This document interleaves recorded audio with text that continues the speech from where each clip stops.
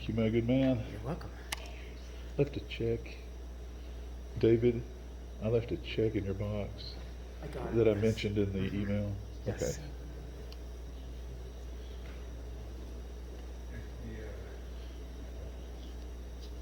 Okay. Hey, Joe.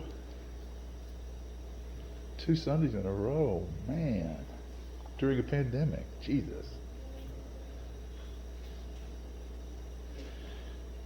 If this were Sunday school, you'd get extra stars, for your card.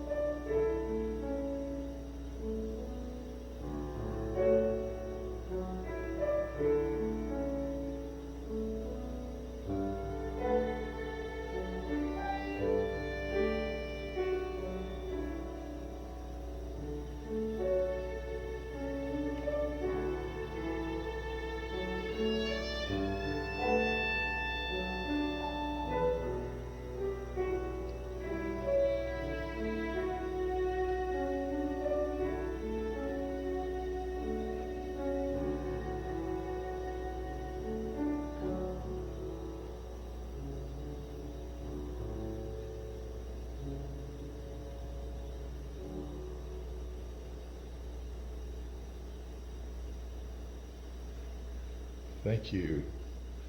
Beautiful music. Welcome back, Maria. Melissa, thank you for that. Welcome, everyone. 3 Sundays in a row. Pretty outstanding. With reference to the August face-to-face, mask-to-mask schedule, Council will meet by Zoom tomorrow evening, and by Tuesday morning, we expect to have a schedule posted about the August face-to-face gatherings. In the meantime, let's greet one another appropriately, legally. I notice there's a policeman in the lot, so we want to make sure we're not being written up for anything except unless we're taking an aggressive stand for religious freedom. Bill, you have an announcement.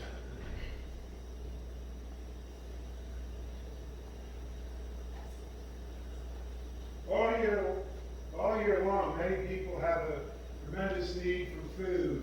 And during the current pandemic, I'm sure this need is much, much more pronounced.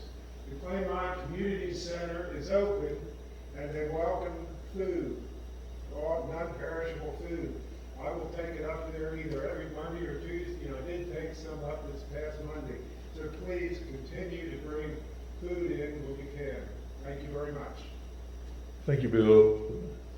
And you need canned goods specifically, things that last on the shelf for a long time. And the basket is still in that area out there. Is that right? This has been a long time ministry of Silverside. When I first came, Dick Holmes headed this up. So that is very important to remember as things are not improving in many respects in many places. There are lots of people in need and more people who are going to continue to be in need. I am glad to see you here this morning. And this is part 2 of a series that I started last week on life lessons from biblical characters who were isolated, detained, or quarantined. Yeah? And I tried to say 2 things by way of disclaimer last week, and I'll repeat them. Number 1, the biblical interpretation I'm using is horrible, terrible. It's exactly what you don't want to do, right? Because it doesn't dig deeply into what the passage is trying to say.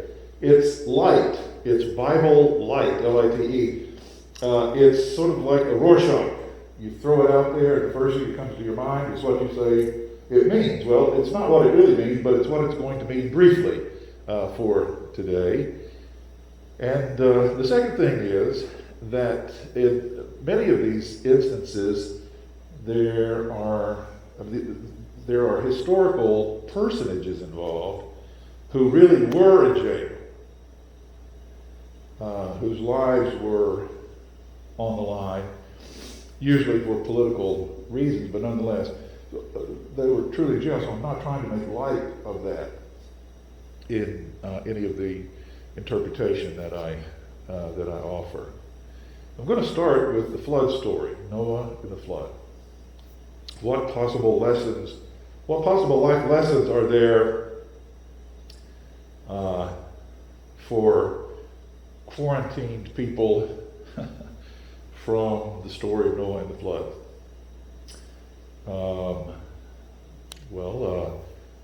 Just a brief background.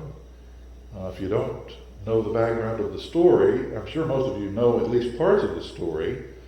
And at least parts of the story are a favorite Sunday school lesson for kids because you can make all these animals. It's wonderful.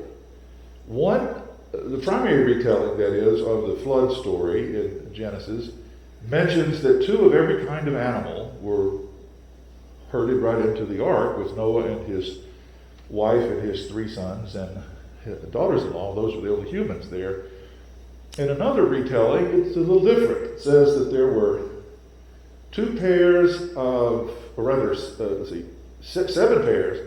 of clean animals and only 2 pairs of unclean animals herded in. Priscilla is trying hard to get on Jeopardy, so I do my best to give her clues from the pulpit as often as I can. Anyway, just so you know. Many people think that the ark is stuck in a big iceberg atop Mount Ararat in Turkey today. And that when that ice melts, the ark will be there. Yeah? The History Channel has a different view. It believes that Noah was a historic person, that there was a great flood in that part of the world. And that Noah got caught in it because he was a beer merchant. You won't hear that part preached in fundamentalist churches where my sister and brother are this morning in Tennessee. They'll skip over that part. But he was a beer merchant out delivering beer And this big flood came up. It was on its way, so he loaded it up quickly with his family and the animals and so forth, and had a difficult time and was stuck on the ark for an extended time. But they treat the story as completely historic. Not counting the time that it took the rains to cover what was known of the earth to them, they were aboard 150 days, stuck with all those animals and each other. Some of you have been stuck with each other for over 150 days for the first time in a long time, right? And it's heavenly, isn't it? Well, so life lessons from the Noah's Ark story for people who are quarantined. Number one, learn to love your pets. Yeah? And number two, on that line, do not wait to housebreak. Absolutely, don't wait. Yeah? I don't know where the pets went, and I don't know who had latrine duties for the animals. The least favored son or daughter-in-law, I would guess, but what a terrible job. And then, I think it was a great time for those who are quarantined together to get to know each other more and better and rekindle appreciation and love for each other. Find things that you appreciate in those with whom you're quarantined, rather than things that maybe once upon a time got on your nerves, that you were critical of. Maybe they still are things that get on your nerves, but you have a different perspective now, and those little things don't matter as much as the reality of the fact that you have these key people in your life to love and cherish. It's also an important part of thoughtful, progressive biblical hermeneutics to realize that any time a biblical writer threw in a notation that God killed human beings, that's a personal opinion of the writer, does not reflect the God Jesus represented. So in this case, the whole deal was the flood came about because God was so disgusted with humanity as humanity had evolved from creation. God said, I'm sick of these people. I'm just going to wipe them all out and pretty much start all over again. It's a gruesome story, and that's why the children's Sunday school classes never kind of get there. It kind of stops after all the animals get on board. But that's something that has to be faced, and the writer believed that, and the writer shared that, and many people in the community believe that. But that is not a representation of God that can be squared against the way Jesus understood God. God doesn't kill people. That is an important theological affirmation. Yeah.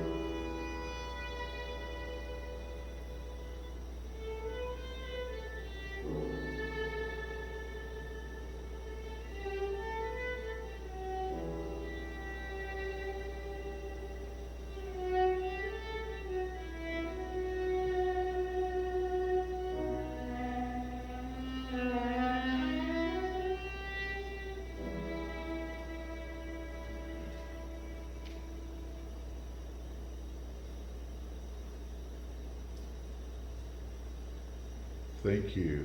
Beautiful, beautiful music. Second story today, or the second character on which we focus today, is the Apostle Paul. And the life lesson we pick up from Paul is, during a time of isolation, quarantine, detainment, catch up on your correspondence. Paul wrote 13 letters. The 27 letters or books in the New Testament, 13 of them were written by Paul. How many of them were written by Jesus? Correct. You all get the big prize. 0. About Jesus, yes. By Jesus, none. Anyway, Paul wrote 13, dictated 13 letters, epistles, and 4 of them, the 4 that were written at the end of his life, sometime between 60 and 62, he had an extended imprisonment in Rome, which is where he was put to death. He had shorter imprisonments ahead of that, but his last 4 letters are called the prison epistles because he wrote them from prison, and he took the time to write to people he cherished. He wasn't certain he was going to die, by the way. If you take the time to read the book of Philippians, which is our recently neglected Bible study book for Fridays, Paul is just going back and forth on whether or not he thinks he's going to make it or not, whether or not he thinks the emperor is going to let him live or not. And it's one part of Philippians that deals with that is when Paul says, to live is Christ, to die is gain. I'm going to win either way. And then he says, but if I had my brothers, I'd rather hang around a while longer. Ephesians, Philippians, Colossians, and the tiny little, barely a chapter letter called Philemon. Those were the last things that he wrote. So I find that in the era of email, we may stay in touch, kind of sort of, with people that we haven't stayed in touch with a lot, but I don't know that I find it mostly to be substantive communication. Like Facebook. I am not a Facebook fan. I wasn't a Facebook fan before all of its recent problems. And Patty Yost thinks I'm the devil because I speak ill of Facebook. I can't even use the language she's used to describe me for speaking against Facebook. On my birthday, she said, "Did you see what people have said to you on your Facebook page?" I'm like, "No, I canceled my Facebook page 10 years ago, or 5. And she said, "Well, people are still talking to you." I'm like, "That's a very bad sign." I said, "Have I answered them?" She said, "Go to hell." And one of our fine deacons, that's exactly what she said to me. But anyway, so I don't know that email communication is always as substantive. It can be, but there are people in our lives, and boy, in these challenging times in which we're living, many of us are separated from our dear ones, from those closest to us. We haven't even seen those closest to us in a while. But there are people who have been significant in our lives along the way. And this is a good time to use some of that free time just to say, I'm thinking of you and I appreciate you and I'm grateful for you. Yeah.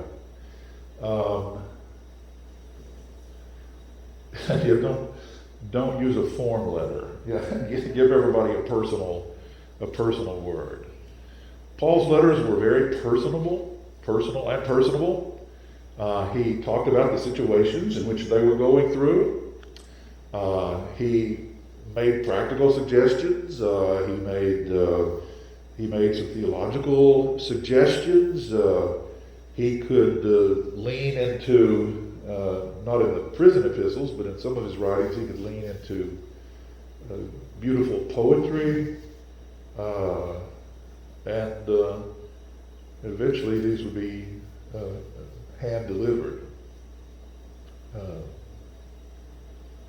So I think while we have this abstract and unknown amount of time yet to deal with, we don't know when things are going to get back to normal.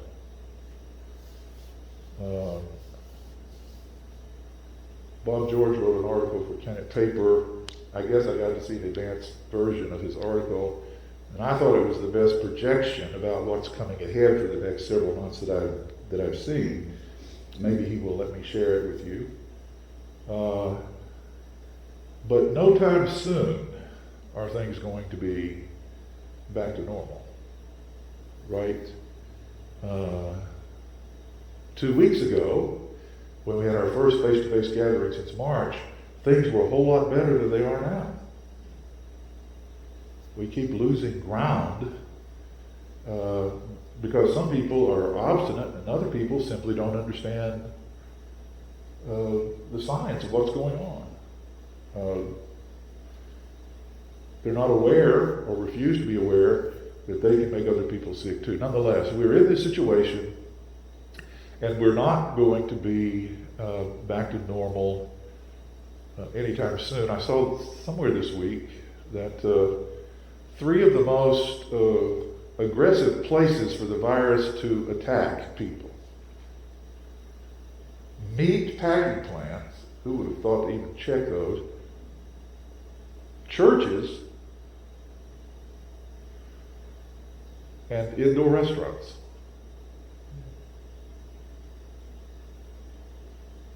Now, I assume churches would be those churches who are not socially distancing, wearing masks, and or like to get happy, sing loudly, spew forth, and so forth.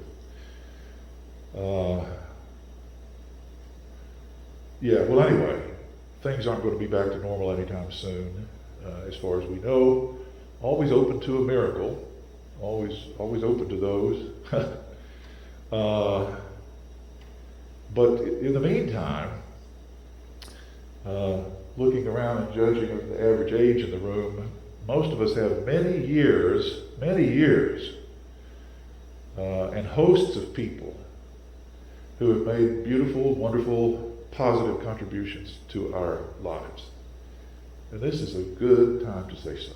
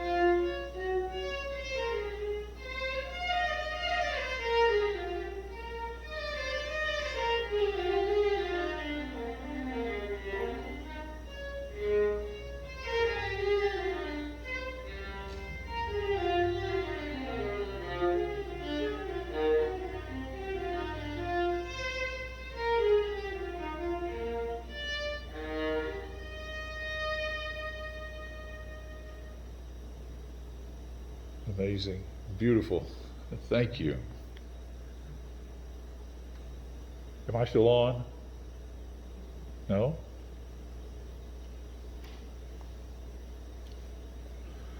My buttons. Oh, there we go. Okay. Thanks to David for sitting in for Robin after his widely publicized termination from the radio station after 30 years or whatever. When was it, Priscilla? It was about 2 months ago or something. It was in the newspaper. It's nothing secret. It was one of those situations where the larger parent company decided to reduce staff at the local level. And so after 30, I think it was 30 years on the air here, they called him up on a Friday afternoon and from an out-of-state office and said goodbye. So anyway, he's interviewing for other jobs, wants to stay in this area, thank goodness for us. But in the meantime, he's doing some jobs that require Sunday morning work. So that's why we're not seeing Robin right now. For our prayer time this morning, I'd like to give you the opportunity, and we will simply regard this as a prayer or a part of the prayer. If you have a person or a situation on your mind, on your heart this morning, you would just like to speak their name or speak the situation, please do so.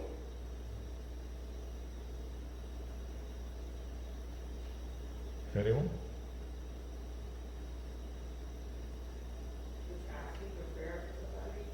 Pardon me? It will be a prayer, yeah. This will be Gail, her sister, Priscilla's sister, who's undergoing cancer treatment right now at Lancaster, right? Anyone else?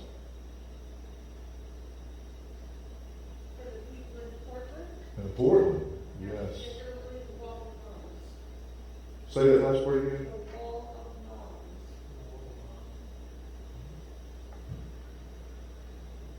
Others?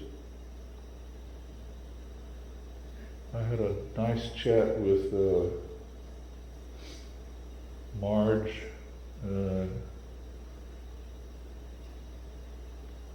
Friday night or last night. She's doing very well. Also had a very nice chat with Edna on Friday afternoon. She's doing very well. Her health treatments are excellent. She and Bud are in very good health. When I called, she answered the phone and she recognized my voice and she goes, "You know I don't come to Silverside in the summer." I'm like, "Thank you." I said, "I do know that you're a Presbyterian in the summer, but when last I saw you, you were starting up some medical treatments and I wasn't exactly sure how they were going, so may I call you in the summer while you're being a Presbyterian?" She said once or twice, anyway. But it was so good to hear her voice, and yeah, she and Bud both doing very well. We do not ever, as far as I've known in my lifetime, have a shortage of things to pray for, but right now we surely don't. And especially because of all the unknowns. May we pray together.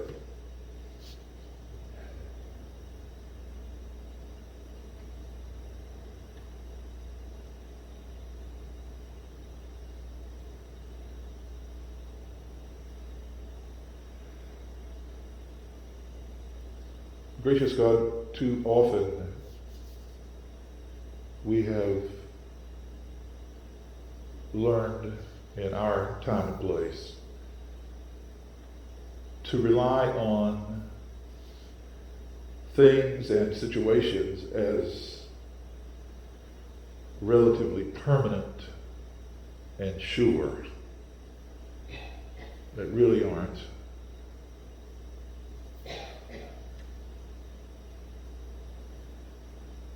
And in this time when almost everyone is feeling helpless and anxious, concerned for their own health and certainly for the health of others, we are reminded, as uncomfortable as it is, of how few things are absolutely stable in this life. Your love for us, that's absolutely stable. If we're lucky, the love of a few people, supportive families, supportive churches, and always some surprise heroines and heroes who confront the distress and the evil at any cost.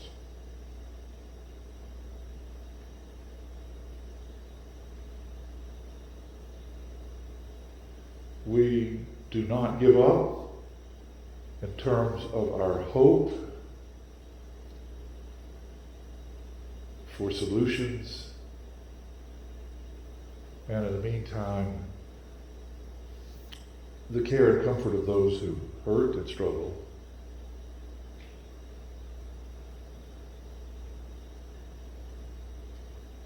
And we thank you for comforting words of Jesus mixed in with his many challenges.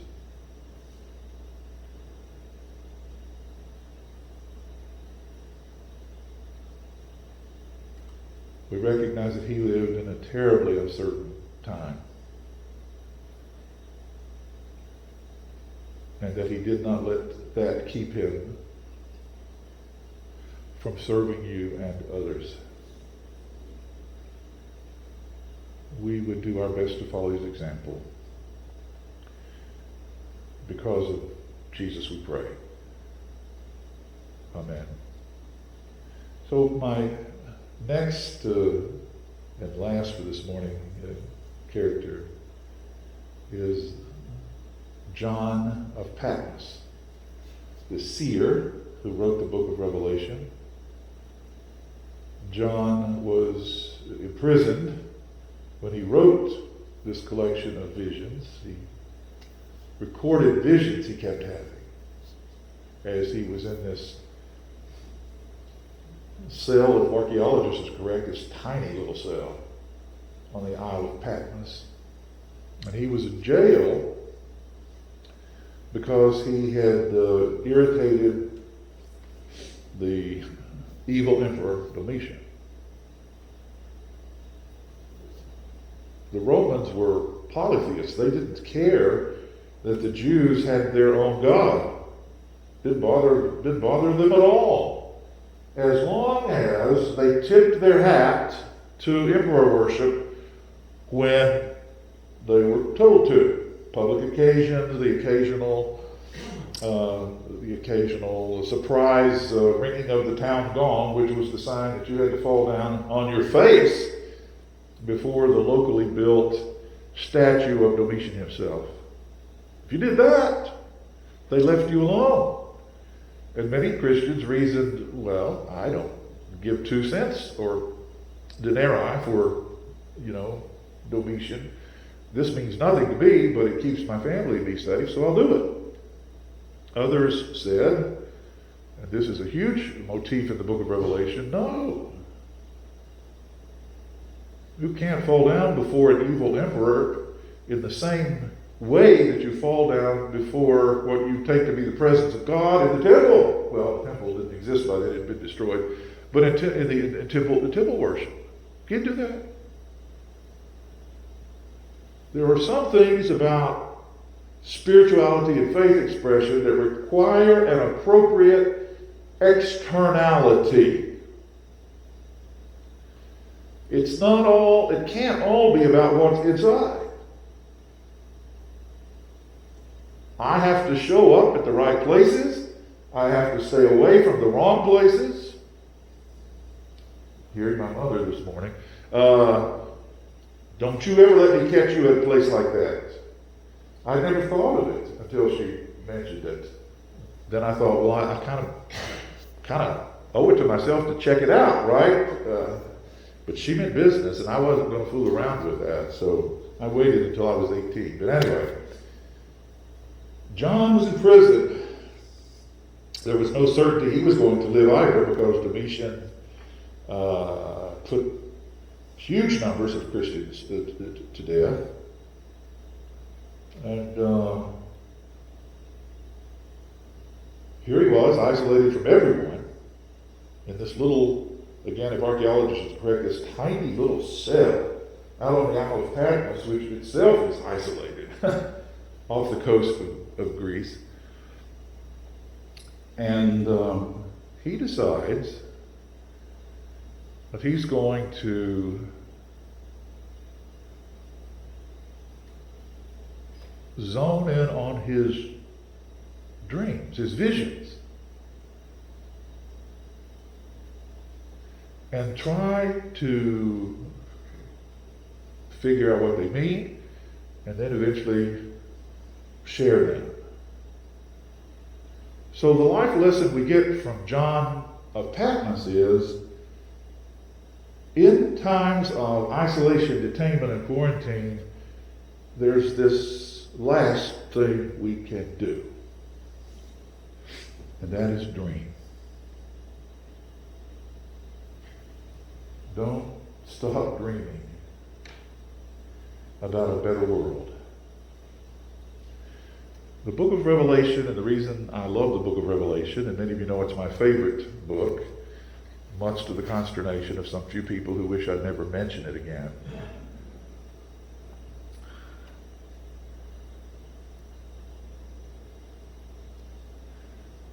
It is a book of pure honesty, but it ends on a positive note. Many people who interpret the book of Revelation get caught up in all these symbolic visions and try to literalize them. And for example, there's an Antichrist in the epistles of John, 1st, 2nd, 3rd John, that precede the book of Revelation, and how the Bible is organized right now. There are multiple Antichrists, but in the book of Revelation, just one. And so pretty much ever since the book of Revelation circulated in about 95, the year before Domitian died, everybody who read it made their worst enemy the Antichrist. So in my lifetime,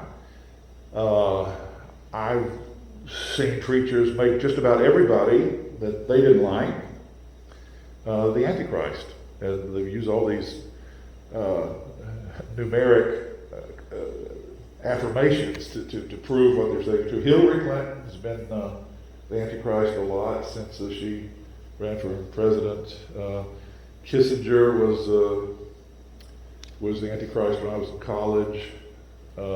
Pretty much anybody you don't like who's well known. I'm certain if Biden hasn't become the Antichrist, for some he will.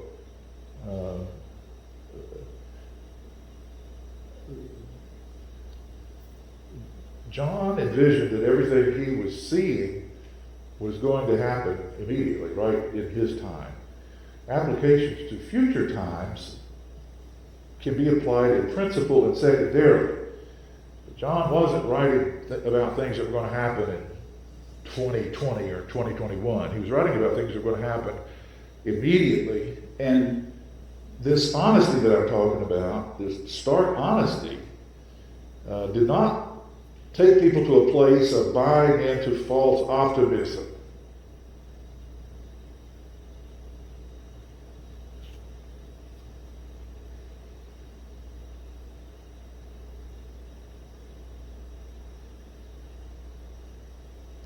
His visions summarized a principle that said, good is going to win. It is going to be all right. But it's going to get worse before it gets better. I believe I read that in the news this week. Stated by a number of people on both sides of the political fence finally. Huh?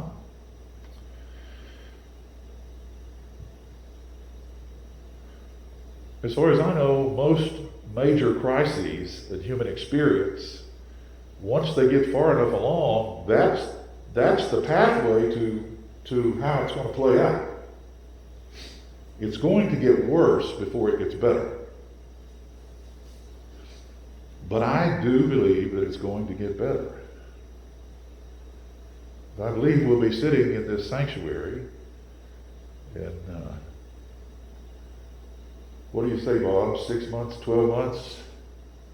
No masks, without having to worry about the trooper coming in and catching us without our masks. A vaccine in place? Joe, maybe? I would say the spring. The spring. So by next summer, we can be here without our masks? I'm not ready for that. He pulled his mask down to nod his head.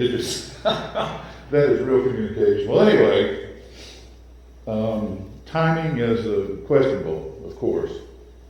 And we have to keep taking care of ourselves and each other. But the worst isn't over. It could be a whole lot better than it is, but it's still going to get worse before it gets better for a whole bunch of reasons.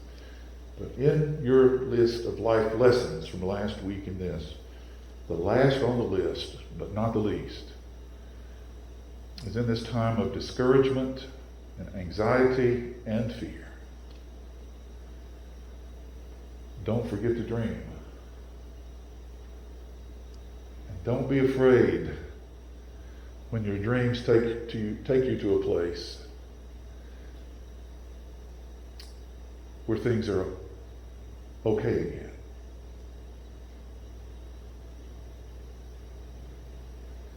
Amen.